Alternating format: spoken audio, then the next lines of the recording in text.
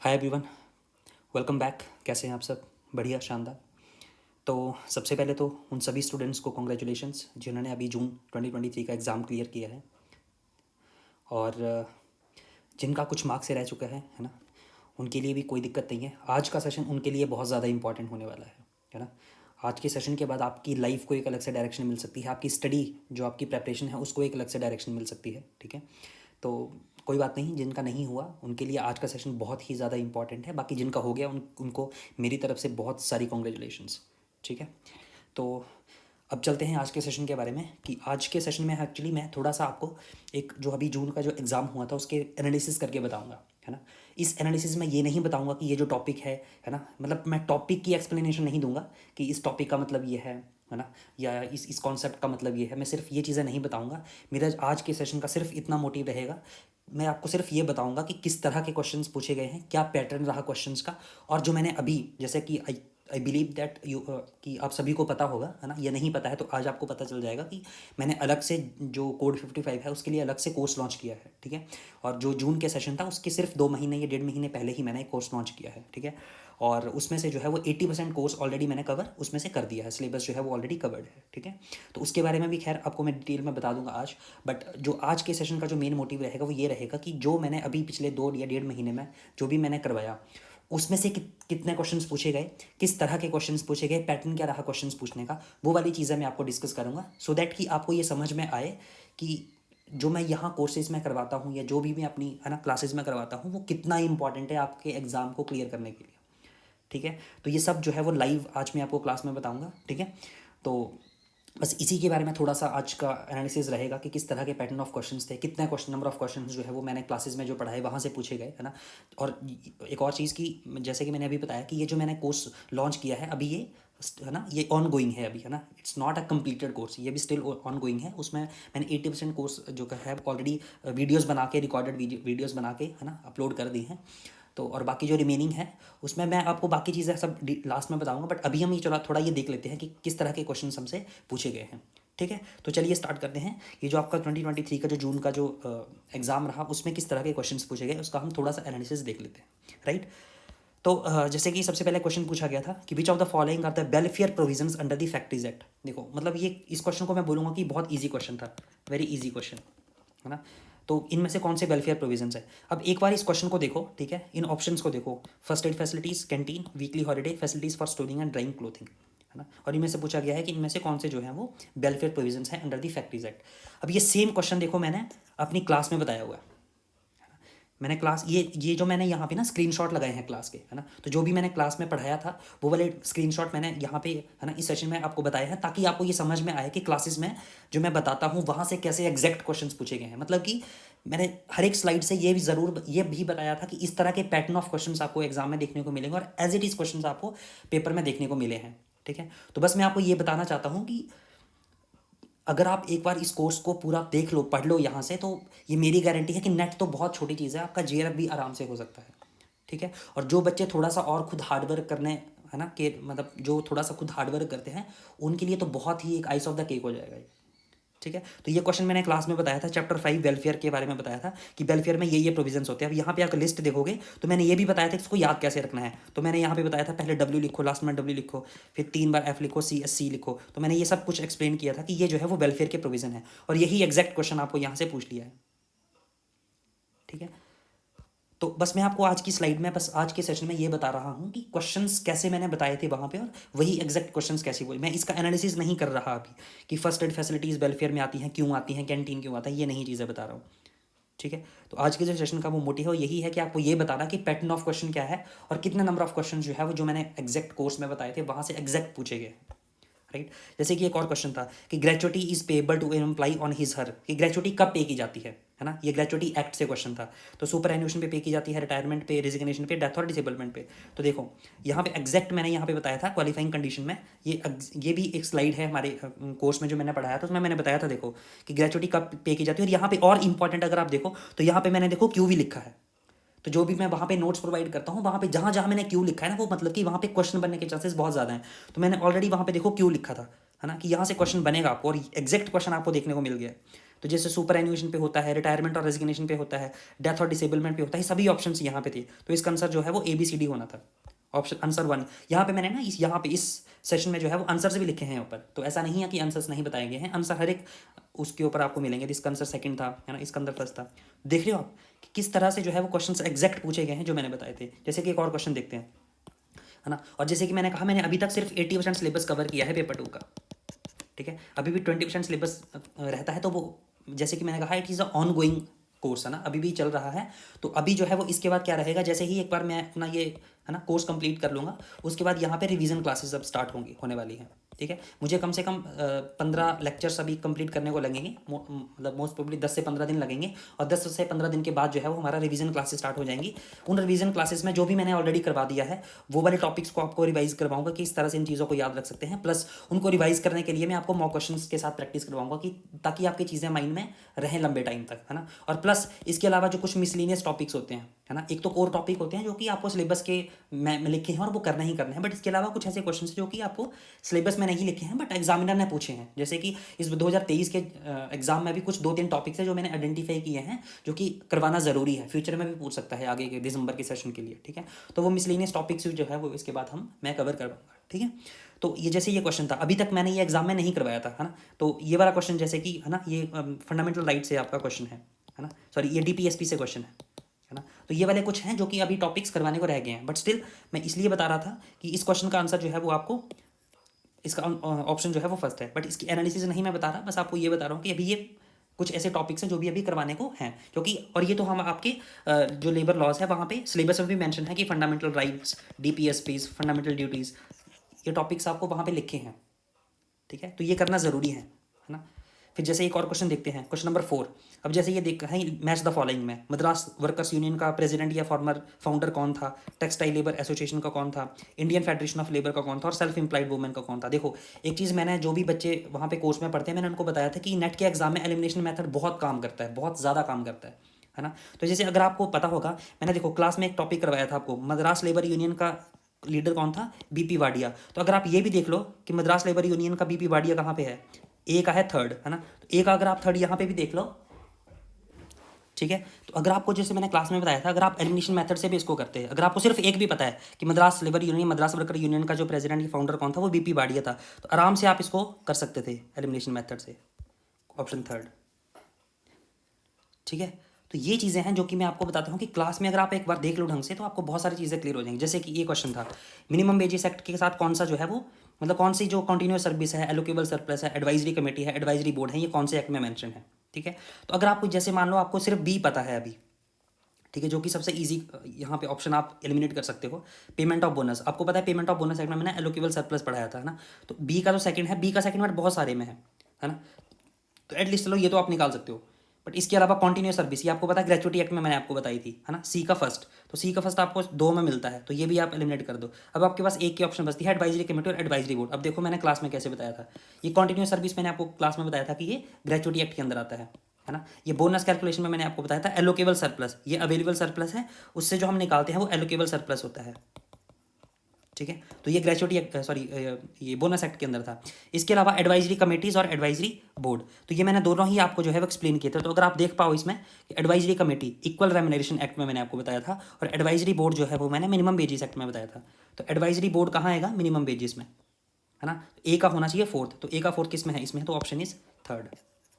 हर एक चीज़ आपको क्लास में देखने को मिलेगी, हर एक चीज़, ठीक है। तो मैं इसीलिए बोलता हूँ कि ये बहुत इंपॉर्टेंट है, ठीक है। तो जो भी मैं क्लास में बताता हूँ, जैसे कि मान लो ये क्वेश्चन था, है ना, कि mister A joined a company to which payment of gratuity act 1972 was applicable, ठीक है, ऑन 20/11/1997 को, ठीक है। उसने एक कंपनी को ज्वाइन किया, कब किया, 1997 में, और सुपर एनिमेटेड हो गया, मतलब रिटायर हो गया 2002 में, ठीक है। तो बोलता है कि उसकी ग्रेचुइटी डिटरमाइन करो, अगर उसकी लास्ट सैलरी डाउन कितनी थी, 9,000 पर मंथ, ठीक है। तो कितनी होगी, ऑप्शन है 22,500, 20,250, 18,000 और नो ग्रेचुइटीज पेबल। अगर आप ध्यान से देखो तो उसने ज्वाइन कब किया, 1997 में, उसका रिटायर कब हो गया, 2002 में, ठीक है।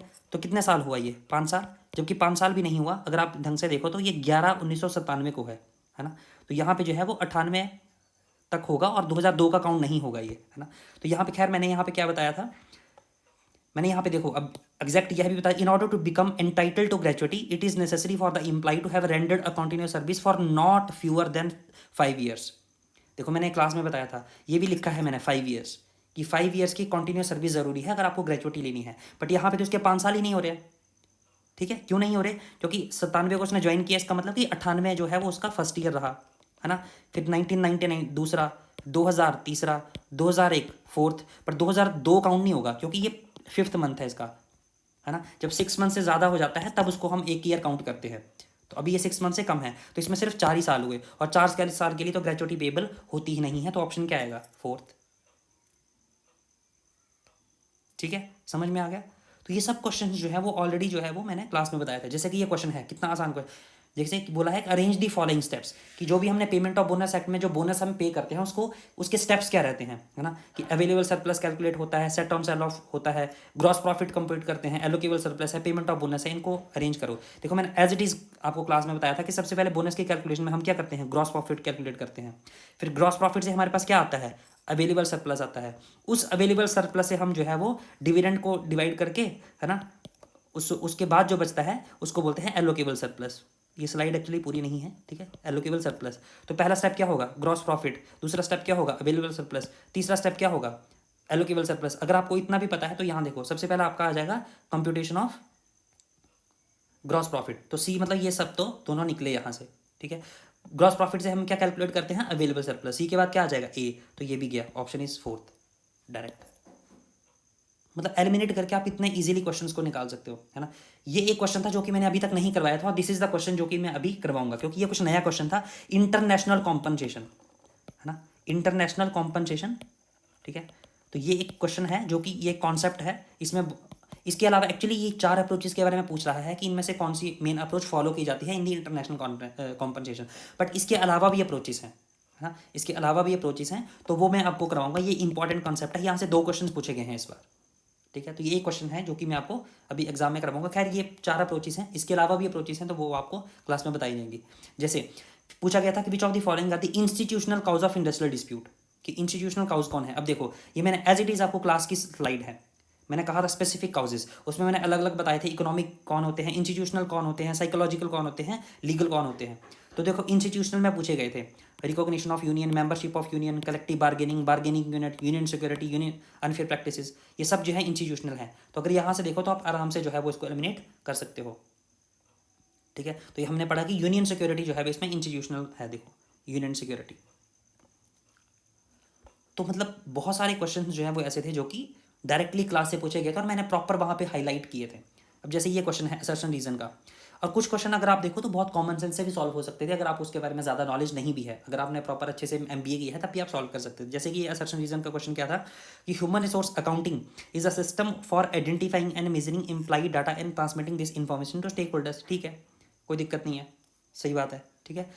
उसके अलावा in a service company the number of employees is gaining value as the income is based on pay per employee per hour and the profit is link to the value added by the employ. सही बात है, जो HR accounting है ना, जो आपका HR accounting का जो कॉन्सेप्ट है वो ऐसे ही चलता है कि ये जो एम्प्लॉई है ये कितना जो है वो इसके लिए हमें कितना पे करना पड़ रहा है, ठीक है, और ये जो है वो कितनी वैल्यू ऐड कर रहा है कंपनी में, उसी का डिफरेंस से हम पता करते हैं कि उस पर्सन की जो है वो कितनी कॉन्ट्रीब्यूशन है कंपनी के लिए, ठीक, उसी को बोलते हैं HR अकाउंटिंग, ठीक है। और उसी से रिलेटेड डाटा जो है हम स्टेक होल्डर्स को प्रोवाइड करते हैं। स्टेक होल्डर्स कौन हो सकते हैं? कंपनी के CEO हो सकते हैं, कंपनी के फाइनेंशियल मैनेजर्स हो सकते हैं, ठीक है, जो भी मतलब उसमें कंसर्न पर्सनस हैं। तो HR अकाउंटिंग की बेसिक डेफिनेशन से क्वेश्चन पूछा गया था ये, राइट। तो ये जो है वो चीज़ें आपको पता होनी चाहिए यहाँ पे, ठीक है। एग्जैक्ट क्वेश्चन था, देखो यहाँ से, is the process of identifying and measuring data about human source and communicating this information to the interested parties. Simple सा बात, ठीक है। इसमें कॉस्ट और वैल्यू ऑफ द एम्प्लॉइज को डिटरमाइन किया जाता है। तो मतलब बहुत डायरेक्ट क्वेश्चन था। जैसे कि ये क्वेश्चन था, which theory says that people are motivated if they believe in the worth of the goal and outcome of the effort. कितना डायरेक्ट क्वेश्चन था। Equity theory, sorry equity theory नहीं, expectancy, हाँ expectancy theory, है ना। Worth मतलब value of the goal, balance instrument और expectancy, ये मैंने आपको उसमें बताया था एक्सपेक्टेंसी थ्योरी में। इस थ्योरी में मैंने आपको बताया था कि जो पर्सन है वो तभी आपके पास मोटिवेट होते हैं अगर वो जो आपके पास उनका गोल है, अगर उनको लगता है कि वो जो है वो गोल है वो वैल्यूएबल है, है ना। And outcome of the effort is possible, कि आप एफर्ट तो वो करेंगे वो, बट उस एफर्ट करने के बाद आउटकम भी निकलेगी या नहीं निकलेगी। जैसे कि मैंने एग्जांपल भी दिया था क्लास में कि अगर मान लो कोई आपको पर्सन बोलता है कि आप ये 1 लाख पन्नों की किताब जो है वो आप सुबह तक पढ़ के दोगे तो मैं आपको 1 करोड़ रुपया दूंगा, है ना। तो आप पहले यही चीज़ सोचते हो कि अगर मैं एफर्ट लगा भी दूँ, पूरी रात पढ़ भी लूँ, तो क्या मैं 1 लाख पन्नों की किताब को, है ना, पढ़ पाऊंगा या नहीं पढ़ूंगा, पढ़ पाऊंगा। तो अगर पढ़ पाऊंगा तब तो वो आउटकम है, बट अगर नहीं वो आउटकम परफॉर्म हो सकती इवन बाय पुटिंग एफर्ट्स, तो वो मोटिवेट नहीं होगा। तो वो डायरेक्ट एक्सपेक्टेंसी थ्योरी से क्वेश्चन था, ये क्लास में ही मैंने आपको करवाया था, है ना। वैलेंस, इंस्ट्रूमेंटेलिटी, एक्सपेक्टेंसी, ये सब चीज़ें, ठीक है। जैसे कि ये क्वेश्चन था, जो हॉफस्टेड मॉडल ऑफ कल्चर है उसके 4 डायमेंशन के बारे में पूछा है, जबकि अभी तो इसके मॉडल 6 डायमेंशन के बारे में पढ़ते हैं हम, है ना। पहले 5 डायमेंशन थे, अब उसमें एक और नया डायमेंशन एड ऑन हो गया था, ठीक है। तो अब जो है वो 6 डायमेंशन है, बट स्टिल इसने 4 डायमेंशन के बारे में पूछा है। पावर, डिस्टेंस, अनसर्टेनिटी, मैस्कुलिनिटी और पार्टिसिपेशन। तो बहुत बहुत ही सिंपल क्वेश्चन था, मैंने क्लास में बताया था, है ना। तो ये जो है वो यहाँ पे ये 6 डायमेंशन हैं इसके। फिर जैसे ये क्वेश्चन था, है ना, कि फैक्ट्रीज एक्ट में which of the following are compulsory before making a young person work on dangerous machine, कि अगर आपको यंग पर्सन को डेंजरस मशीन पे काम करवाना है तो वो उसके लिए क्या कंपल्सरी कंडीशन है। अब देखो यंग पर्सन क्या होता है वो भी मैंने एक्सप्लेन किया था, है ना। तो ये सारे पॉइंट्स अगर आप देखो, है ना, तो मैंने देखो स्लाइड से क्वेश्चन है ये, employment of young person on dangerous machine, है ना। तो यहाँ पे मैंने दिखा था देखो कि a person is not to be allowed to work on any machine unless they have been sufficiently instructed of the danger arising in the connection with the machine and precaution of the observed. पहली चीज़ तो ये हो गई कि उसको sufficient instructions मिलनी चाहिए जो भी उस मशीन के पास डेंजर है। दूसरा मैंने आपको बताया था कि उसको सफिशिएंट ट्रेनिंग होनी चाहिए, है ना। एडिक्वेट सुपरविजन वहाँ पे, या फिर एडिक्वेट सुपरविजन वहाँ पे होना चाहिए ऑफ द एक्सपीरियंस पर्सन, है ना। तो देखो यहाँ पे लिखा है fully informed about the danger of the machine, पहला बिल्कुल सही होना चाहिए। He should possess a diploma in the technical operation, ये कहीं नहीं पढ़ा हमने, तो ये बी तो बिल्कुल भी नहीं होगा। अगर बी नहीं होगा तो ये भी निकल गया, ये भी निकल गया, ये भी निकल गया। तो ऑप्शन क्या बचा आपके पास, डायरेक्ट 2। तो अगर आपको, मैं वही बोल रहा हूँ, एलिमिनेशन मेथड से चलोगे बहुत सारे क्वेश्चन आपको मिल जाएंगे। तो अभी सिर्फ मैंने 80% सिलेबस कवर किया है, और उसमें से 80% मतलब कि जो आपका पेपर 2 में 100 क्वेश्चन होते हैं, आपको पता है कि उसमें से 90 क्वेश्चन ही जो आपके ये किताबें हैं इसमें से आते हैं, बाकी जो 10 क्वेश्चन होते हैं वो आरसी के होते हैं, दैट इज रीडिंग कॉम्प्रीहेंशन। तो ये 90 क्वेश्चन से मैं आपकी लास्ट में आपको बताऊंगा कि कितने क्वेश्चन जो है वो क्लास के नोट से पूछे गए थे या जो कोर्स में मैंने पढ़ाया है उससे पूछे गए थे, है ना। जैसे ये, है ना, एक है arrange the following steps in the organisational change in ascending order. ये एक टॉपिक है जो भी अभी कराने को रह गया है, ऑर्गेनाइजेशन चेंज एंड डेवलपमेंट। ये एक अलग से टॉपिक है, ये भी करवाने को रह चुका है, तो अभी इसको मैं करवाऊंगा, तो इसलिए मैं इसको डिस्कस नहीं कर रहा, है ना। वैसे मैंने आपके लिए ये लिख दिया है, बट अभी तक मैंने ये नहीं करवाया है, ठीक है। ये टॉपिक ही नहीं अभी अभी तक कवर हुआ है, ठीक है। अच्छा, जैसे ये क्वेश्चन था action learning, case study, management game, role playing क्या होती है, ये सब मैंने जो है वो ऑलरेडी क्लास में करवाए थे। यहाँ पे देखो ये हर एक चीज़ क्या होती है, हर एक चीज़ एक्सप्लेन की थी। फिर जैसे ये क्वेश्चन था कि गिवन मेन स्कीम्स जो थी वर्कर पार्टिसिपेशन मैनेजमेंट को, उसको बोलता है कि असेंडिंग ऑर्डर में लिखो उनको, अर्लियर टू लेटर, कि सबसे पहले कौन सी, है ना, स्कीम आई, फिर सबसे लास्ट में कौन सी स्कीम आई वर्कर्स पार्टिसिपेशन मैनेजमेंट की, board level participation, joint management council. तो अगर आप यहाँ से देखोगे ना, देखो ये स्लाइड है क्लास की, अब मैंने यहाँ पे देखो क्वेश्चंस भी लिखे थे यहाँ पे कि किस तरह के क्वेश्चंस पूछे जा सकते हैं। तो मैंने यहाँ देखो लिखा था ऑर्डर, कि आपको ऑर्डर पूछा जा सकता है, ईयर पूछा जा सकता है ना। तो देखो ऑर्डर से ही क्वेश्चन पूछ लिया है यार, कि बताओ कि ये सबसे पहले कौन आया उसके बाद कौन आया। और ये मैंने आपको याद भी बताया कि किस तरह याद रखना है एग्जैक्ट, और इनको हाईलाइट किया है देखो। तब इससे ज़्यादा डायरेक्ट क्वेश्चंस देखो आपको कोई नहीं बता सकता, सीधी सी बात है ना। जैसे ये क्वेश्चन देखो, है ना, कि एचआरडी फ्रेमवर्क, ये अलग अलग एचआरडी फ्रेमवर्क हैं और यहाँ पे इनके जो फाउंडर हैं उनके बारे में नाम लिखा है ना। तो यहाँ पे पूछा है कि कौन सा जो है वो किसने दिए थे। तो अगर आप देखो integrated HRD system approach, strategic framework approach, human capital appraisal approach और एचआरडी स्कोर कार्ड अप्रोच। तो अगर आप देखो इजीली देखो, एचआरडी स्कोर कार्ड मैंने क्लास में करवाया था, ये किसने दिया था, टीवी राव ने। तो यहाँ से आप एक तो अलग से निकाल सकते हो कि टीवी राव ने, डी का तो फर्स्ट होगा, तो यहाँ से ये और ये वैसे ही निकल गए। अब आपके पास 50-50 ऑप्शन रह गया, है ना। अगर आप एक और अलग से देखो, मैंने एक अलग से भी करवाया था, ये देखो इसी स्लाइड में देखो मैंने यहाँ बताया था कि ये जो आपके पास इंटीग्रेटेड फ्रेमवर्क है ये किसने दिया था, यंग एंड बर्गमैन ने। स्ट्रेटेजिक फ्रेमवर्क किसने दिया था, अल्ड्रिच एंड लेक ने। देखो स्ट्रेटेजिक फ्रेमवर्क किसने दिया था, अल्ड्रिच एंड लेक ने। थर्ड मतलब बी का थर्ड होना चाहिए, बी का थर्ड ये है, थर्ड ऑप्शन इज करेक्ट। ये सब क्लास के नोट्स हैं, सब क्लास के नोट्स हैं ये। और देखो मैंने यहाँ पे सबसे बड़ी चीज़ जो मैं आपको फिर से बार बार बता रहा हूँ, यहाँ पे मैंने देखो लिखा था क्वेश्चन, कि यहाँ से क्वेश्चन बनने के चांसेस हैं, और देखो वहीं से क्वेश्चन बने हैं। जैसे नेशनल ट्रेड यूनियन फेडरेशन, है ना, ये बोलता है dissolve itself and reunited with all India trade union Congress, कब हुई थी, इन विच ईयर। तो देखो मैंने बताया था नेशनल ट्रेड यूनियन जो है वो the unity was started in 1938 and completed in 1940 when the NTUF was dissolved and merged with AITUC. तो कब हुई थी? 1940 में। कहाँ हुई थी? नागपुर में। देखो 1940, डायरेक्ट क्वेश्चन।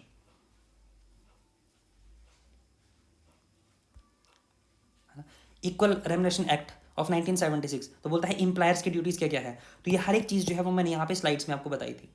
ये डायरेक्ट क्वेश्चन नहीं था, है ना। ये जो एक्ट है, इस एक्ट से अलग अलग प्रोविजन से जो है वो स्टेटमेंट बना के रखी थी और कहा था कि ये सारे जो प्रोविजंस हैं ये क्या सभी उस एक्ट में बताए गए थे, ये इसमें से कुछ ही बताए गए थे, है ना। तो ये जो है वो मैंने यहाँ पे स्लाइड्स बताई हैं आपको कि ये प्रोविजन जो है वो वहाँ पे मैंने बताए थे कि ये इस एक्ट में बताए गए हैं।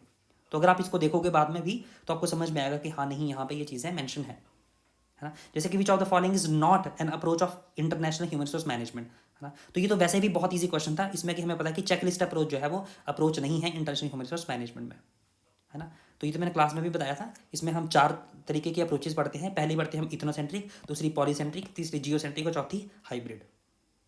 ठीक है, तो जिसमें चेकलिस्ट वाली कोई अप्रोच नहीं है। और मैंने देखो यहाँ पे क्वेश्चन भी लिखा है ना। फिर जैसे एमबीओ प्रोग्राम का करेक्ट सीक्वेंस पूछा था हमसे, तो मैंने क्लास में देखो ये बताया था स्टेप्स, मैंने हाईलाइट भी किया है येलो हाईलाइटर से कि steps in the typical MBO program, है ना। तो सबसे पहले जो है वो ओवरऑल लेवल पे स्ट्रेटेजीज बनाई जाती हैं, मतलब ओवरऑल ऑर्गेनाइजेशन लेवल पे, ठीक है। उसके बाद जो है वो डिविजनल लेवल पे बनाई जाती हैं और उसके बाद जो है वो इम्प्लाइज लेवल पे बनाई जाती हैं। तो यही यहाँ पे पूछा गया था। देखो सबसे पहले जो है वो क्या किया जाता है, ये फॉर्मुलेट ओवरऑल ऑर्गेनाइजेशनल ऑब्जेक्टिव। तो पहले ऑर्गेनाइजेशन लेवल पे बनाई जाएंगी, तो सबसे पहले ई आएगा, तो ये पहले ही एलिमिनेट हो गए। फिर डिपार्टमेंट लेवल पे बनाई जाएंगी, ठीक है, setting objective for among departments, तो सी उसके बाद आएगा सी। फिर उसके बाद डिपार्टमेंट मेंबर्स के लिए हो जाएगा डी, और फिर उसके बाद ए। फिर एक्शन प्लान डिसाइड करोगे, लास्ट में रिव्यू करोगे परफॉर्मेंस को, तो थर्ड इज द ऑप्शन। ठीक है, हर एक चीज़ देखो यहाँ से आपको क्वेश्चन में बताई गई थी। जैसे कि यहाँ एक क्वेश्चन पूछा है कि who recommended to set up joint consultative machinery and compulsory arbitration in government department, है ना। तो देखो यहाँ पे कुछ planning commission, second pay commission, first national commission on labour या royal commission on labour. Exact देखो मैंने यहाँ पे हाईलाइट भी कर रखा है आपको कि joint council in government service किसने रिकमेंड किया था, recommended by the second pay commission. Proper highlight किया है मैंने आपको यहाँ पे, प्रॉपर हाईलाइट किया है। देखो मैंने यहाँ खुद भी लिखा था कि सेकंड पे कमीशन जो है वो यहाँ पे फॉर्म्स के बारे में बात हुई थी और कंपल्सरी आर्बिट्रेशन के बारे में बात हुई थी, है ना। और ऊपर से हाईलाइट भी कर रखा है। तो जो बच्चों ने ऑब्वियसली जिन बच्चों ने पढ़ा होगा वो अपने नोट्स में जाके देख सकते हैं कि ये सारी चीज़ें जो है वो ऑलरेडी उनके नोट्स में मैंशन है, प्रॉपर हाईलाइटेड हैं, क्वेश्चंस लिखे हैं, है ना। मैंने अपने हाथ से लिखा है ना। जैसे ये असर्शन रीजन का क्वेश्चन था, देखो असर्शन रीजन को देख के घबराना नहीं है आपको, है ना। क्यों? क्योंकि असर्शन रीजन तो सबसे इजी क्वेश्चन है। जैसे इस क्वेश्चन को देख लो आप, है ना, कि under the payment of bonus act of 1965 if there is no dispute about payment of bonus then bonus is to be paid within a period of 6 month from the close of the accounting year. ठीक है, ये simple statement है बहुत सी। अब देखो payment of bonus act मैंने कहा था, उसमें मैंने ये टाइम लिमिट बताई थी पे करने की, ठीक है। उसमें मैंने क्या कहा था कि when there is a dispute, है ना। तो अभी तो बात हो रही है कि यहाँ पे कोई डिस्प्यूट ना हो, है ना। अब यहाँ पे हम बात करते हैं कि देखो इन एनी अदर केस, तो अगर तो डिस्प्यूट है तब तो within a month from the date on which award become enforceable, तब तो जिस दिन अवार्ड होगा डिस्प्यूट का उसके विद इन अ मंथ जो है वो पे करना पड़ेगा bonus. But in any other case जहाँ पे कोई डिस्प्यूट नहीं है उस केस में with in a period of 8 month, देखो मैंने हाईलाइट भी किया है, सर्कल किया है इसको, from the close of the accounting year. और यहाँ पे कितना लिखा है 6 मंथ, तो ये पहली स्टेटमेंट तो हो गई गलत। तो अगर आप ये गलत है तो ये दो तो वैसे ही गलत होगी, असर्शन तो फॉल्स है, तो असर्शन तो सीधा आंसर आ गया फोर्थ। तो इसका तो सीधा ही ऑप्शन है फोर्थ। देखो कितना असर्शन रीजन देख के आपको बहुत टफ क्वेश्चन लग रहा है, बट बाय द वे देखो ये कितना ईजी क्वेश्चन है, समझ में आ रहा है ना, समझ में आ रहा है। देखो मैंने देखो हाथ से भी लिखा है ये 8 ईयर नॉर्मल केस में और जो है वो 2 ईयर्स वैसे स्पेशल केस में आपको एक्सटेंड किया जा सकता है इस पीरियड को। ठीक है, जैसे ये क्वेश्चन था देखो कि building and other construction workers act of 1996 provides which of the following committees, है ना, central advisory committee, state advisory committee, works committee और एक्सपर्ट्स कमेटी। अब इस क्वेश्चन को देखो, ये है आपके पास बिल्डिंग वर्कर्स का एक्ट जो मैंने क्लास में करवाया था। इसमें खुद देखो आप, मैंने यहाँ क्या लिखा है, advisory committee and expert committee, और यहाँ ब्रैकेट में क्या लिखा है मैंने, क्वेश्चन देखो। तो इसका मतलब मैंने आपको फिर से वही बात बोल रहा हूँ, जहाँ जहाँ मैंने क्वेश्चंस लिखे हैं, जहाँ मैंने हाथ से लिखा है ना, जहाँ मैंने हाईलाइट किया है, वही क्वेश्चंस पूछे गए हैं। तो मैंने यहाँ पे एडवाइजरी कमेटी और एक्सपर्ट कमेटी, तो अब तो आपको इतना पता लग गया कि एडवाइजरी कमेटी, बट यहाँ पे आपको अभी ये चीज़ पता नहीं है कि सेंट्रल है कि स्टेट है, बट एडवाइजरी कमेटी तो जरूर है, चलो ठीक है। पर एक्सपर्ट कमेटी आपको सामने सामने दिख रहा है, तो डी तो ऑप्शन में जरूर होगा, तो ये तो निकल गया। अब ऑप्शन या तो 30 से होगा या 4 से होगा, है ना। अब एक चीज़ अगर मान लो आपको एडवाइजरी कमेटी में भी कंफ्यूजन है, बट आपको इतना तो पता है कि वर्क्स कमेटी का तो मेंशन नहीं लिखा है यहाँ पे, तो अगर आप सी को भी एलिमिनेट कर दो तो ऑप्शन आपके पास सीधा सीधा बच गया थर्ड, तो थर्ड ऑप्शन है। वैसे जबकि मैंने क्लास में एडवाइजरी कमेटी को भी बताया था कि एक सेंट्रल एडवाइजरी कमेटी होती है और एक स्टेट एडवाइजरी कमेटी होती है, ये क्लास से उसी क्लास में था, ठीक है। तो मैं वही बोल रहा हूँ कि आपको चीज़ों को एलिमिनेशन से करके, मतलब जितना आपको नॉलेज है एटलीस्ट उतना तो लगाओ, अगर उतना लगा के ही भी आप ऑप्शंस को एलिमिनेट करोगे तब भी आप आराम से जो है वो काफ़ी क्वेश्चन सॉल्व कर दोगे। अब जैसे ये क्वेश्चन था कि कौन सा एक्ट कौन से ईयर में आया था, अब ये वाली चीज़ अगर आप ऐप डाउनलोड करोगे तो उसमें जो मैंने नोट्स डाले हैं अगर आप उसका ईयर भी देख लो ना साथ में, क्योंकि मैं जो एक्ट का नाम डालता हूँ वो विद ईयर डालता हूँ, जो भी उसका प्रॉपर नाम है। तो यहाँ पे बिल्डिंग वर्कर्स एक्ट 1996 में था, चाइल्ड लेबर 1986 में था, है ना, कॉन्ट्रैक्ट लेबर 1970 में था, और यही क्वेश्चन यहाँ पे पूछे हैं, contract labour, child labour, building. तो अगर आप मतलब इससे ईजी क्या होगा कि ये कोई यहाँ से क्वेश्चन पूछ लिया है। तो जो बच्चे बोल रहे थे कि पेपर का लेवल टफ था, बिल्कुल भी टफ नहीं था, मैं तो बोलता हूँ इससे आसान पेपर नहीं पूछा गया आज तक, ठीक है। Which of the following is not a theory of labour welfare, police theory, philanthropic theory, public relation theory, self help principle. अब यहाँ से हमें सीधा दिखता है कि ये फोर्थ ऑप्शन तो बिल्कुल भी नहीं है, पहले तीन ही ऑप्शन है। क्यों? क्योंकि मैंने देखो क्लास में बताया था थ्योरीज ऑफ लेबर में, मैंने कहा था एक और चीज़ बताई थी, मैंने कहा था कि मैक्सिमम थ्योरीज के नाम जो है वो पी लेटर से स्टार्ट हो रहे हैं। देखो ये क्लास की स्लाइड से, देखो ये क्लास के स्क्रीनशॉट मैंने यहाँ पे लगाए हुए हैं सभी, है ना। तो देखो police theory, philanthropic theory, paternalistic theory, placating theory, public relation theory, maximum नाम पी से लेटर से स्टार्ट है ना। और यहाँ पे भी अगर आप देखोगे तो पी से रिलेटेड ही पूछे गए हैं, police theory, philanthropic theory, public relation theory, सीधा, है ना। जैसे ये क्वेश्चन था, है ना, मेथड्स ऑफ जॉब इवैल्यूएशन में a number of compensable factor are identified and then the degree of presence of those factor in job is determined, है ना। तो ये तो मैंने जॉब इवैल्यूएशन जब आपको करवाया था, तो दो तरीके के मेथड्स होते हैं, एक नॉन एनालिटिकल जिसको हम नॉन क्वांटिटेटिव बोलते हैं, और एक एनालिटिकल होते हैं जिनको क्वांटिटेटिव बोलते हैं, ठीक है। तो ये देखो जो आपके पास रैंकिंग और जॉब क्लासिफिकेशन है ये इसके अंदर आते हैं, नॉन क्वांटिटेटिव के अंदर, है ना। और इसमें मैंने कहा था कि no use of detailed job factor, है ना, and each job is treated as a whole, ठीक है। और जबकि यहाँ पे ये पूछ रहा है कि कंपनसेबल फैक्टर्स को आइडेंटिफाई किया जाता है और degree of presence of those factors जो है वो डिटरमाइन किया जाता है कि उसका कितना रोल है उस जॉब में, है ना। तो ये तो रैंकिंग और जॉब क्लासिफिकेशन तो इसका मतलब बिल्कुल नहीं होंगे, क्योंकि यहाँ पे फैक्टर्स को नहीं कंसीडर किया जाता है, यहाँ पे जॉब को एज ए होल कंसीडर किया जाता है। तो ये दो तो पहले ही बाहर हो गया, रैंकिंग बाहर हो गया, जॉब क्लासिफिकेशन बाहर हो गया। अब आपके पास सिर्फ पॉइंट बचता है और लीनियर रेटिंग बचता है। तो अगर आपको पता होगा कि ये दो ही मेथड हैं, पॉइंट रेटिंग और फैक्टर कंपैरिजन, तो यहाँ पे पॉइंट रैंकिंग ही बचता है, तो इसका ऑप्शन क्या होगा? थर्ड। सीधा क्वेश्चन था, मतलब कोई दिमाग लगाने की भी ज़रूरत नहीं है, बस आपको बेसिक ये भी पता है ये कितना टाइप का है और ये नॉन एनालिटिकल क्या होता है और ये क्या होता है। और मैंने देखो ये क्यू भी लिखा है यहाँ पे, मैं फिर से बार बार वही बात बोल रहा हूँ, देखो क्यू भी मेंशन किया है मैंने, ठीक है।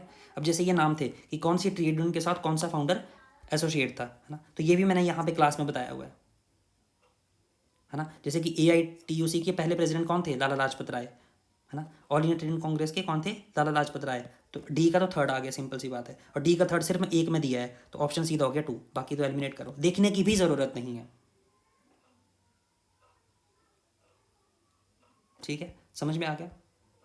देखो इसको एलिमिनेट मेथड से आप निकाल सकते थे आराम से। अच्छा एक और चीज़, जो मैंने जो ट्रेड यूनियन के लेक्चर्स हैं, ठीक है, उनके नोट्स तो मैंने प्रोवाइड कर दिए हैं, उनकी जो लेक्चर्स हैं वो भी स्टार्ट, वही जो है वो टॉपिक स्टार्ट करने वाला हूँ मैं अभी से, ठीक है। तो वो वाले सेशन जो है वो भी, जो रिमेनिंग जो मैंने कहा था कि 80% सिलेबस कवर हो चुका है, क्योंकि ये कोर्स अभी भी चल रहा है, तो उसके बाद जैसे ही ये हमारा 20% खत्म हो जाएगा उसके बाद जो है वो हम जो रिवीजन क्लासेस है वो करेंगे, रिवीजन में आपको करवाऊंगा, साथ में जो मिसलिनियस कॉन्सेप्ट रह जाते हैं वो इसमें करवाऊंगा, ठीक है। बट अभी तक आपको कुछ ऐसा क्वेश्चन नहीं लगा होगा जो कि मिसलिनियस टॉपिक से होगा, अभी भी जो मैंने ऑलरेडी सब कुछ करवा दिया है उसी में से क्वेश्चन चले हुए हैं, है ना। जैसे ये जो है वो मोटिवेशन थ्योरी से क्वेश्चन था कि हर्ट्जबर्ग थ्योरी में और equity theory, reinforcement theory, McClelland theory, तो डिससेटिस्फायर सेटिस्फायर कौन सी थ्योरी में हम पढ़ते हैं, मोटिवेशन बाय प्रेज किस में पढ़ते हैं, फेयरनेस ऑफ रिवॉर्ड स्ट्रक्चर किस में पढ़ते हैं, need for power affiliation achievement. तो अगर आप देखो यहाँ पे बहुत ईजी है, देखो हर्ट्जबर्ग की 2 फैक्टर थ्योरी में हम कौन से फैक्टर पढ़ते हैं? 2 ही फैक्टर पढ़ते हैं, मोटिवेटिंग और हाइजीनिक, है ना। तो मोटिवेटिंग फैक्टर को बोलते हैं सेटिस्फायर और हाइजीनिक फैक्टर को बोलते हैं डिससेटिस्फायर, है ना। तो ये मैंने देखो यहाँ पे ऑलरेडी बता रखा है कि सेटिस्फायर कौन होते हैं? मोटिवेटिंग फैक्टर, और जो आपके पास हाइजीनिक फैक्टर होते हैं वो क्या होते हैं? डिससेटिस्फायर। अंडरलाइन भी किया है मैंने इनको, है ना। तो यहाँ पे आपको सिंपल सा हो गया कि डिससेटिस्फाइड डिससेटिस्फाइड कौन से हैं, टू फैक्टर थ्योरी के हैं, है ना। तो यहाँ पे आपके पास हर्ट्जबर्ग की टू फैक्टर थ्योरी, है ना। तो इसका मतलब ए का तो फर्स्ट ही आएगा, ए का फर्स्ट तो खैर सब में दिया है, तो इसमें नहीं दिया है, तो ये तो आपका एलिमिनेट हो गया आराम से, है ना। अब दूसरा देखो, जैसे मैकलेलन की थ्योरी है, थ्री नीड थ्योरी, है ना, तो अचीवमेंट, पावर, मोटिवेशन, ठीक है। तो इसका तो ऑब्वियसली पावर एफिलिएशन जो है वो अचीवमेंट थ्योरी ही है, तो डी का भी फोर्थ ही होगा, तो कोई दिक्कत नहीं है इसमें, तो ये भी आ गया, तो इसका मतलब ये भी एलिमिनेट हो गया। अब आपको यही देखना है कि इक्विटी कौन है और री इन्फोर्समेंट थ्योरी कौन है। तो इक्विटी थ्योरी हमें पड़ता है रिवॉर्ड स्ट्रक्चर सही है, कि फेयरनेस है रिवॉर्ड में कि नहीं है, हम उसमें आपको पता होगा, है ना, कि कितना हमने इनपुट दिया और कितना हमें आउटपुट मिला, हमने जो दिया। अब उसमें 3 एरो हम यहाँ पे देखते हैं, दूसरे का कितना इनपुट था और दूसरे का कितना आउटपुट था, उसको कंपैरिजन करते हैं, उसमें देखते हैं कि फेयरनेस है या नहीं है, ठीक है।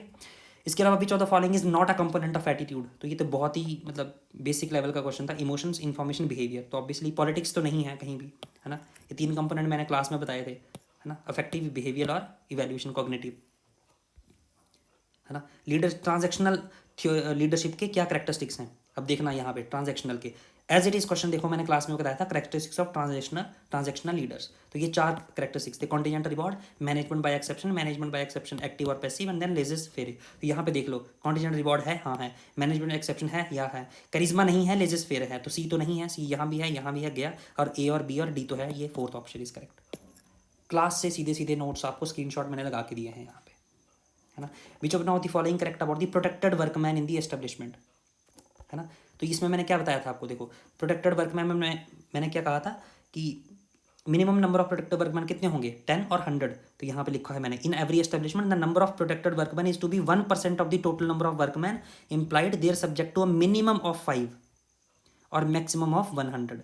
तो देख लो, मैंने इवन पेन से भी लिखा है यहाँ पे, देखो मिनिमम कितने बताए हैं मैंने 5 और मैक्सिमम कितने बताए हैं 100, और वैसे मिनिमम ये है, मैक्सिमम ये है, और बीच में कितना रहेगा, जितने नंबर ऑफ वर्कर्स हैं उसका 1%। तो यहाँ पे देख लो, मिनिमम ये बोल रहा है 10 और मैक्सिमम बोल रहा है 100, है ना। तो मैक्सिमम वाला तो ठीक है 100 है, बट ये स्टेटमेंट गलत होगी सी वाली, तो सी जहाँ जहाँ भी है उसको एलिमिनेट कर दो, और डी करेक्ट है तो डी ऑप्शन में होनी चाहिए, तो थर्ड ऑप्शन इज करेक्ट। मतलब अब इससे ज़्यादा कौन क्या क्या ही बताएगा, है ना। Labour legislation in India has a history of over how many years. तो अगर आपको ढंग से मेरे नोट्स देखे होंगे तो मैंने एक, है ना, ये भी मेरे ही, है ना, कोर्स में वहाँ पे एक स्लाइड ही, वहाँ पे अगर आप देखो तो पहला फैक्ट्री एक्ट मैंने यहाँ पे बताया है 1881 से स्टार्ट है, जो हम पढ़ते हैं यहाँ पे, है ना। तो अब देख लो 1881 से अगर आप देखो इसको, तो 1881 के बाद 1981 आता है ना, और 1981 मतलब 100 साल हो गए, और अभी आपको और कितने हुए होंगे, 30 साल और हुए होंगे, है ना, 91, 2001 और 2011, मतलब 30-40 साल और हुए होंगे, है ना। तो अगर आप देखो तो 125 साल के आसपास का जो है वो हिस्ट्री रहता है, तो ऑप्शन 2 इज करेक्ट, है ना। Which of the following health provisions in ascending order, देखो असेंडिंग ऑर्डर में पूछे हैं हेल्थ प्रोविजन। अब देखो ये भी देखो कैसे, मैंने हेल्थ प्रोविजन बताए थे आपको, इनके सेक्शंस बताए थे, मैंने कहा था ये सेक्शन वाइज हैं, और देखो मैंने इनका ऑर्डर भी बताया था, ये तो मैंने आपको याद रखने को बता दिए थे सोल्ड डीबीडी कल, बट इसको किस तरह याद रखना है वो मैंने यहाँ पे करके बताया था, मैंने कहा था कि सेक्शन वाइज है ना। तो अगर आप ऐसे कर लेते इसको तो ये क्वेश्चन आपका सीधा सीधा निकल जाता, एग्जैक्ट मैंने यहाँ पे बताया था, है ना। जैसे बेस थ्योरीज, है ना, बेस थ्योरीज मैंने ऑलरेडी एक बार आपको यूट्यूब पे भी बता रखी हैं ये तो, और कैसे याद रखनी है, किसने क्या दी थी, वो भी सब चीज़ें यहाँ पे बता रखी हैं, है ना। बेंचमार्क क्या चीज़ है, मतलब बेंचमार्क हम प्रैक्टिसेस पढ़ते हैं एचआर में, वो क्या है ना। तो बेंचमार्किंग से रिलेटेड मैंने जो है वो यहाँ पे आपको क्लास में बता रखा है, हाईलाइट भी कर रखी हैं चीज़ें, है ना। Which of the following under which section of the industrial dispute act of 1947 appropriate government is empowered to constitute industrial tribunal, कौन से सेक्शन में बनते हैं, देखो अब इंडस्ट्रियल ट्रिब्यूनल में मैंने यहाँ के लिखा है सेक्शन 7A थर्ड शेड्यूल लिखा है यहाँ पे, है ना, और यही क्वेश्चन पूछ लिया है 7A थर्ड ऑप्शन। ऐसा कोई क्वेश्चन नहीं मिलेगा जो कि मैंने स्लाइड्स में नहीं लिखा हो। How many days, within how many days grievance redressal committee में complete its proceeding on receipt of a written application. देखो मैंने ये आपको प्रॉपर बताया था, जो ग्रीवियंस रिड्रेसल कमेटी है, ठीक है, वो कितने दिन के अंदर उसको करेगी, ग्रीवियंस रिड्रेसल कमेटी आपको 45 डेज के अंदर करेगी। देखो अलग से मैंने लिखा है प्रोसीडिंग्स कंप्लीट होनी चाहिए, तो यहाँ पे 45 डेज कहाँ है, यहाँ पे फोर्थ ऑप्शन, सॉरी यहाँ पे ऑप्शन गलत हो गया, यहाँ पे फोर्थ होगा ये, ठीक है, समझ में आ रहा है। तो हर एक क्वेश्चन जो है वो यहाँ पे देखने को मिल रहे हैं आपको, है ना। ये जो आपके पास अनएम्प्लॉयमेंट कौन सी हैं वो भी मैंने यहाँ पे आपको करवाई थी, बट ये थोड़ा सा कुछ उससे जो है वो थोड़ा सा उससे जो है वो हटके क्वेश्चन है, मतलब जो मैंने बताया था आप उससे भी कर सकते हो, बट फिर भी थोड़ा सा उससे हटके क्वेश्चन है ये, है ना। तो इसके लिए अनएम्प्लॉयमेंट कितनी तरह की होती है, अभी तक वो वाले क्वेश्चन पूछे गए हैं, बहुत सारे क्वेश्चन पूछे गए हैं, इस बार भी अनएम्प्लॉयमेंट से क्वेश्चन पूछा है ना। तो अगर तो आपको कॉन्सेप्ट की क्लैरिटी थी, मैंने अनएम्प्लॉयमेंट के ऊपर ऑलरेडी एक सेशन दे दिया है पूरा, ठीक है, तब भी आप उसको आराम से कर सकते थे, बट ठीक है। अभी जैसे कि मैंने कहा अभी कुछ बहुत ही मतलब मिनिमम क्वेश्चन ऐसे हैं, जैसे कि मैंने कहा 90 क्वेश्चन हैं पूछे गए हैं, अभी उनमें से मैं आपको अगर अभी बता दूं तो 90 क्वेश्चन में से 65 प्लस क्वेश्चन जो है वो एज इट इज़ जो है वो क्लास से है। इसके अलावा लगभग 10 प्लस क्वेश्चन जो हैं वो आपके पास बहुत ही ईजी क्वेश्चन थे, जो कि क्लास में ही पढ़ाए गए थे, बट आपको थोड़ा उसको अप्लाई करना था बस। और ये 65 तो ऐसे हैं जो कि मैंने आपको क्लास में बताए हैं, है ना, मेंशन किए हैं, मैंने उनके आगे क्यों लिखा है, मैंने उनको हाईलाइट किया है, मैंने उनको बोल्ड किया है ना, ये वो वाले क्वेश्चन थे, ठीक है, समझ गए। तो इसका मतलब कि 75 प्लस क्वेश्चन तो अभी भी एज इट इज़ पूछे गए हैं, है ना। और बाकी जो 90 में से 15 क्वेश्चंस बचते हैं वो भी जब भी मैं ये आपका रिमेनिंग सिलेबस करवा दूंगा उसके में वो भी कवर हो जाएंगे। तो मतलब मैंने शुरू में भी कहा था जब भी मैंने ये कोर्स स्टार्ट किया था कि अगर आपके 100 क्वेश्चन से मान लो, है ना, वैसे तो आप 90 क्वेश्चन ही पूछता है, वो 10 क्वेश्चन आरसी के होते हैं, तो 190 में से 85 क्वेश्चन जो है वो क्लास नोट से ही आपको देखने को मिलेंगे, है ना। और जो कुछ कुछ अप्लाइड क्वेश्चन होते हैं वो बहुत ईजी क्वेश्चन हैं, उनका आपको कहीं ना कहीं आंसर क्लास में ज़रूर बताया होगा, ठीक है। जैसे ये क्वेश्चन था द वर्ल्ड ऑफ लेबर, ये क्लास में नहीं बताया है ना, ये क्वेश्चन क्लास में नहीं बताया है, तो इसलिए, बट इनके बारे में मैंने ज़रूर कहा है आपको, है ना, इन ऑथर्स के बारे में ज़रूर मैंने कहीं ना कहीं बताया, बट मैं वही बोल रहा हूँ कि 90 में से 5-6 क्वेश्चन आपको कुछ ऐसे मिलेंगे जो कि आपको क्लास से बाहर हर बार पूछे जाएंगे ऐसे ही, है ना। 90 या 100 से 100 क्वेश्चन आपको कोई भी टीचर क्लास में नहीं बता सकता, राइट। तो आपको 5 से 6 क्वेश्चन आपको, है ना, मतलब 90% से ज़्यादा इतनी मेरी गारंटी है कि जो मैं पढ़ाऊँगा वही क्लास नोट से आएगा, है ना। 5-6 क्वेश्चन कुछ ऐसे होंगे जो कि आपको कुछ बाहर से अलग से देखने को मिलेंगे, मतलब जो कि एक फैक्चुअल क्वेश्चन होंगे, है ना, जैसे कि ये फैक्चुअल क्वेश्चन था, अगर आपको नहीं आता तो नहीं आता, अब इसमें गैस नहीं कर सकते, समझ गए, है ना। एथिकल कैरिज्मेटिक लीडर कौन होता है ये भी मैंने क्लास में बताया था, right.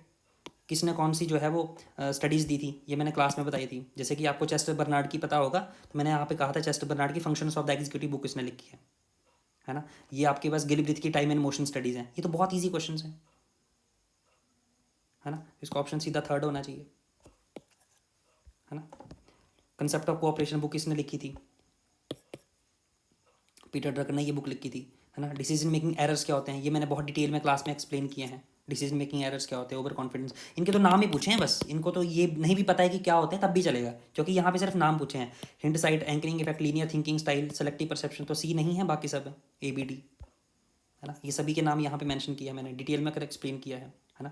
So in the process of determining bonus after determining the gross profit, next step is to determine the, simple सी बात है, अवेलेबल सरप्लस, है ना। देखो ग्रॉस प्रॉफिट के बाद मैंने कहा था पहला स्टेप क्या होता है, अवेलेबल सरप्लस को कैलकुलेट करना, सीधी सी बात है, सेक्शन 4 ये सेक्शन 5, है ना। जैसे ये क्वेश्चन था, है ना, कि कंस्ट्रक्शन कंपनी है कोई, है ना, is a commercial establishment receiving the product in milk, है ना, वो मिल्क लेती है और unpacking such bulk product, packing them according to the customer requirement and dispatch such product to customer, तो उनका काम क्या है, पैकिंग का, है ना। Such an act is considered as which of the following within the scope of factories act, तो ये कौन से, है ना, वर्क में आएगा। तो यहाँ पे मैंने देखो इंपॉर्टेंट डेफिनेशन जब आपको फैक्ट्री एक्ट में एक्सप्लेन की थी, तो यहाँ पे अगर आप देखोगे तो यहाँ पे मैंने कहा था कि मैन्युफैक्चरिंग प्रोसेस का मतलब क्या है, पैकिंग भी उसके अंदर आता है। तो मैन्युफैक्चरिंग पैकिंग मतलब किसके अंदर आएगी, मैन्युफैक्चरिंग के अंदर आएगी। तो वही बोल रहा हूँ मैं, ऐसा ऐसा बहुत ही रेयर टू रेयरेस्ट क्वेश्चन आपको मिलेंगे जो कि क्लास में नहीं करवाए होंगे, बाकी सब क्वेश्चन जो है वो यहाँ पे क्लास में करवाए हैं मैंने। जैसे ये आपके पास थ्योरी है, एटीट्यूड में जो हम थ्योरी पढ़ते हैं, है ना, तो इसका क्या था, which one of the following theory suggest that कि stress is created when beliefs are unbalanced and thus create a pressure to change the attitude, balance theory है, यहाँ पे मैंने आपको एक्सप्लेन किया था।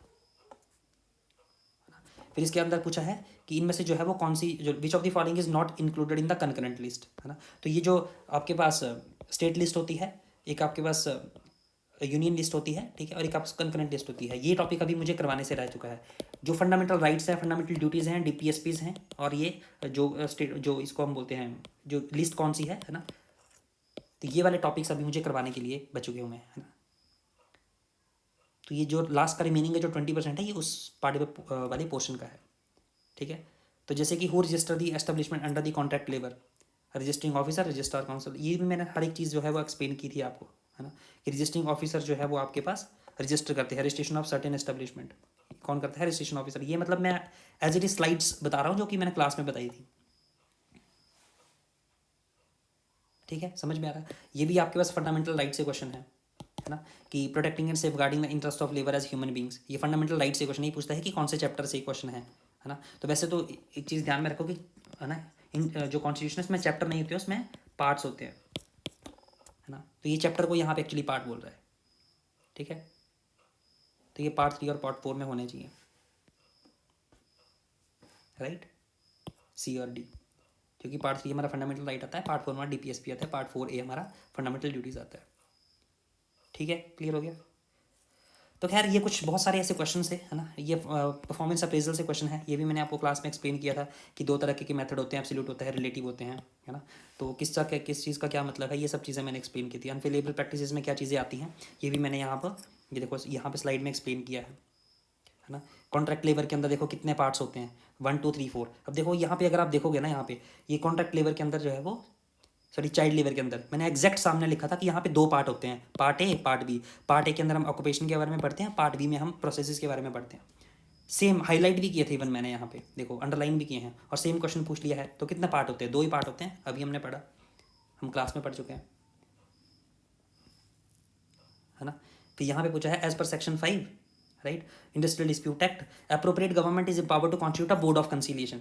What can be the maximum number of member in the board of conciliation including chairman. यहाँ पे थोड़ा ट्रिक कर दिया था उसने, अदरवाइज आप इसको डायरेक्टली कर सकते थे। तो मैंने यहाँ पे एक्सप्लेन किया था आपको कि बोर्ड ऑफ कंसिलिएशन में क्या होता है, consist of independent chairman and 2 और 4 मेंबर इन इक्वल नंबर, है ना। 2 और 4 मेंबर, तो मैक्सिमम पूछता है ये कितने हो सकते हैं, है ना, मैक्सिमम नंबर। तो अगर 4 होंगे, है ना, तो प्लस एक चेयरमैन हो गया, तो कितने हो गए टोटल? 5। तो ऑप्शन बी। ठीक है, इनको मैंने हाईलाइट भी किया है, इवन देखो बोल्ड भी किया है यहाँ पे, है ना। How many independent person are to be appointed as the central advisory board under the minimum wage act. तो मिनिमम वेज एक्ट में मैंने आपको क्या कहा था, in 1/3 of the total number of members. तो 1/3 of the total number of members, option first is correct, highlight भी किया है यहाँ पे। जैसे committee experts on welfare facilities, है ना, ये 2 ग्रुप में बनाती है उसको, आईएलओ की एक्टिविटीज़ को। तो ये कौन सी, ये जो कमेटी है कब बनी थी? ये कमेटी बनी थी 1963 में, सीधा क्वेश्चन। तो कुल मिला के बात ये है, ठीक है, ये तो बहुत इजी क्वेश्चन है कि आपके पर्सनैलिटी फैक्टर है, इसका किसका क्या मतलब है। ये तो आप बहुत सारी चीज़ें हैं, बहुत फेमस मॉडल है ना, 5 फैक्टर मॉडल है पर्सनैलिटी का, तो इसको आप एमबीए में भी पढ़ते हो। तो खैर कुल मिला के बोलने का मतलब ये है कि ऐसे बहुत सारे क्वेश्चन थे जो कि मैंने ऑलरेडी आपको क्लास में बहुत सारी चीज़ बताई थी। तो फाइनली अगर मैं यहाँ पर बताऊँ आपको,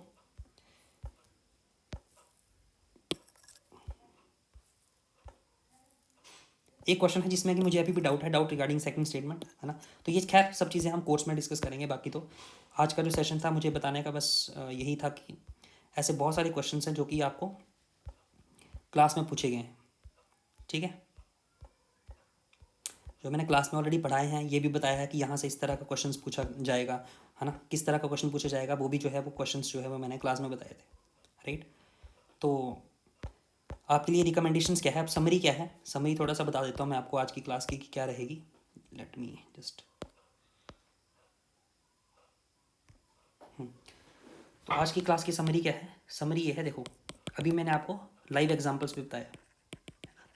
कोर्स में जैसे जैसे जो भी टॉपिक्स मैंने करवाए थे, 65 क्वेश्चन जो है वो मैं यहाँ पे 90 में से क्वेश्चंस पूछे गए थे। और अभी भी मैंने कह रहा हूँ कि 80% सिलेबस अभी मैंने करवाया है, ठीक है। उसमें जो कुछ 20% सिलेबस है ना, 15 to 20% जो सिलेबस है वो अभी मतलब आने वाले कुछ दिनों में हमें 10 से 15 दिन का 15 दिन मैक्स टू मैक्स लेके चलो आप, है ना। उसमें जो है वो हमारा ये 20% सिलेबस खत्म हो जाएगा, ठीक है। और उसके बाद जो है हमारे रिवीजन क्लासेस होंगी, प्लस जो कुछ मिसलेनियस टॉपिक्स रहेंगे उनको हम कवर करेंगे, ठीक है। तो आपके लिए यही है कि इसको मैं अलग से कोर्स में करवा रहा हूँ, है ना। ऐप अगर आपको नहीं पता तो अनस्टॉपेबल एजुकेशन ऐप जो है वो लॉन्च की है, तो उसको आप जो है वो आराम से जो है वो एंड्रॉइड स्टोर में जाके सर्च करके देख सकते हो। इस तरह का आइकन आपको देखने को मिलेगा, अनस्टॉपेबल एजुकेशन का ब्लू जैसा आइकन, ठीक है। वहाँ पे जाओ और वहाँ पे कोड यूज़ करो फर्स्ट 100, है ना। तो अगर आप फर्स्ट 100 यूज़ कोड करोगे तभी आपको ये 3999 में पड़ेगा, अदरवाइज नहीं, ठीक है। और मेरी कोशिश है कि इस बार मैं 100 स्टूडेंट्स ही लूँ, है ना। दिसंबर के बैच के लिए तो है वो टोटल 100 स्टूडेंट्स ही लूँ, ताकि मैं उनके साथ पर्सनली एंगेज हो पाऊँ, है ना। और बहुत सारे बच्चे ऐसे होते हैं ना कि कोर्स लेने के बाद एक हफ्ता तो 10 दिन या 1 महीना तो बहुत, है ना, हाईली मोटिवेटेड रहते हैं, उसके बाद धीरे धीरे उनका मोटिवेशन बहुत ज़ीरो हो जाता है ना। और फिर इसीलिए उनके रिजल्ट भी नहीं आते हैं। तो कोशिश ये रखना कि तभी मैं मेरी भी कोशिश अपनी तरफ से ये है कि स्टूडेंट्स कम हों ताकि मैं उनके साथ पर्सनली इंगेज हो पाऊँ, उनसे पूछ पाऊँ, लगातार उनसे बात कर पाऊँ कि उनकी प्रेपरेशन लेवल क्या है, स्टडीज़ कैसी चल रही हैं, प्रॉब्लम्स क्या रही हैं, इस तरह की चीज़ें। ठीक है, क्लियर। तो आई हाईली रिकमेंड यू, है ना, मैं हाईली रिकमेंड करता हूँ कि इस कोर्स को देखो, पढ़ो, यहाँ से क्लासेस देखो, कुछ भी डाउट्स आते हैं पूछो, कोई दिक्कत नहीं है। ठीक है, क्योंकि इसमें आपको हर एक चीज़ जो है वो करवाई जाएगी, सिलेबस कंप्लीट होगा, है ना। लाइव सेशंस भी जैसे जैसे ही आपका अभी ये सिलेबस कंप्लीट हो जाएगा, है ना, उसके बाद जो है वो जैसे कि, है ना, वीकली मतलब संडे को या सैटरडे को हम शाम को जो भी रिविजन्स करेंगे उसमें कुछ मॉक क्वेश्चन को लाइव डिस्कस करेंगे, तो आपकी थोड़ी सी और अंडरस्टैंडिंग बनेगी। ठीक है, और इसके अलावा आपको कहीं से भी कुछ भी पढ़ने की ज़रूरत नहीं है, ये मेरी, है ना, अश्योरेंस है आप सभी को। ठीक है, तो जैसे कि मैंने कहा, आप जो है उसको 3999 में जो है वो कोर्स को ले सकते हो। और जैसे कि मैंने कहा, I want to assure you all that this course will give you far more than what you will pay, है ना। So don't worry, you are in safe hands, जैसे कि अभी मैंने कहा। एंड तो बस यही है कि एनरोल करो, आज ही एनरोल करो, स्टार्ट करो प्रेपरेशन को, राइट। और thank you so much, thank you also, this is all about today session. तो अभी आप देख सकते हो, एनालाइज कर सकते हो खुद भी कि कितना सारे क्वेश्चंस कैसे जो मैंने एग्जैक्ट बताए थे वहाँ से वैसे क्वेश्चंस पूछे गए हैं। तो ठीक है, थैंक यू। इस कोर्स को जल्दी से जल्दी ज्वाइन करो और लर्निंग स्टार्ट करो, और जल्दी से जल्दी इसको जो है वो कोर्स को विद रिवीजन जो है वो कंप्लीट करो, ताकि आपको आज के सेशन में जिन बच्चों का नहीं हुआ, पहली बात तो वो बच्चे, और है ना, जिनका हो गया उनको तो ऑब्वियसली कॉन्ग्रेचुलेशंस, है ना। अगर उनको भी आगे फ्यूचर में कुछ, है ना, करियर में कुछ डायरेक्शंस चाहिए, कुछ पूछना हो तो वो भी पूछ सकते हैं, राइट। ऐसे कोई इशू नहीं है। बाकी सभी के लिए जो है वो बेस्ट ऑफ लक, आगे आने वाले जो, है ना, 24 दिसंबर का एग्ज़ाम है उन बच्चों के लिए भी बेस्ट ऑफ लक। ठीक है, थैंक यू सो मच, मिलते हैं कोर्स में। Okay, thank you.